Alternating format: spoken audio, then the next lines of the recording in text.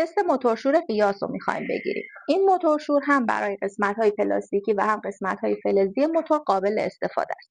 فقط 2 تا نکته داره. یکی این که موتور ماشین خاموش و سرد باشه. نکته دوم این که باد هم میتونید بگیرید. بریم برای تستش. اسپری می‌کنیم.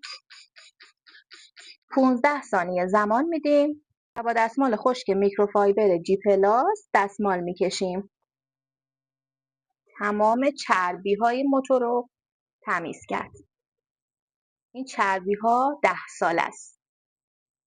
موتورشور قیاس نیازی نداره به استفاده کردن از آب و این خودش باعث میشه که سیستم برقی ماشین هیچ آسیبی نبینه. حالا من دوباره این تیکه اسپری میکنم چون جرمش 10 ساله است.